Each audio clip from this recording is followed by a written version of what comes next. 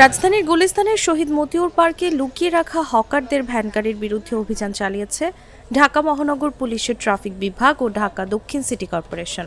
মঙ্গলবার দুপুরে অভিযান চালিয়ে গুলিস্তানের রাস্তা দখল করে বসা হকারদের গাড়ির বিরুদ্ধে এই অভিযান চালানো হয়। অভিযানে অন্তত ৫ শতাধিক ভ্যানগাড়ি জব্দ করা হয়েছে।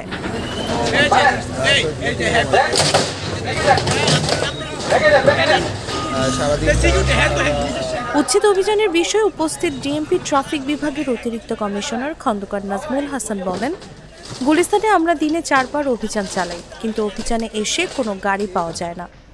পরে তথ্য পেলাম, আমরা অভিযানে আসার পর হকাররা গাড়িগুলো শহীদ মতিউর পার্কে এনে রাখে।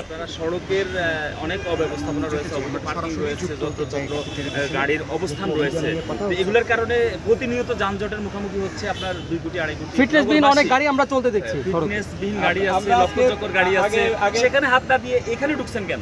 এটা একটু বলেন।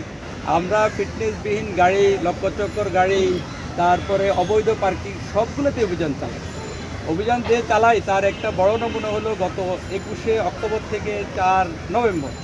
আপনারা জানেন এই ১৫ দিন ট্রাফিক পক্ষ চলেছে। এই ১৫ দিনে আমরা ২৪,৫০০ গাড়ির বিরুদ্ধে, এখানে অবৈধ গাড়ি পার্কিং আছে, তারপরে এই ফিটনেসবিহীন গাড়ি আছে, রংচটা গাড়ি আছে।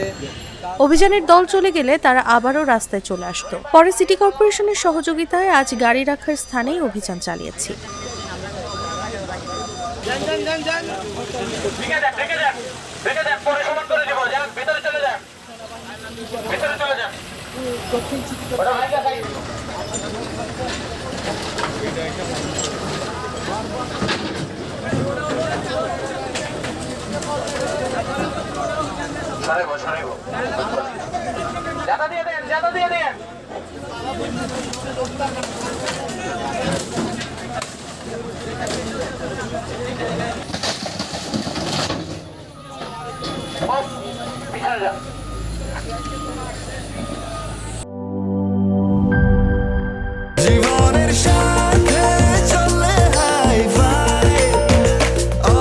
স্বাস্থ্যকর অল টাইম, সব সময় অল টাইম হেলদি লাইফ।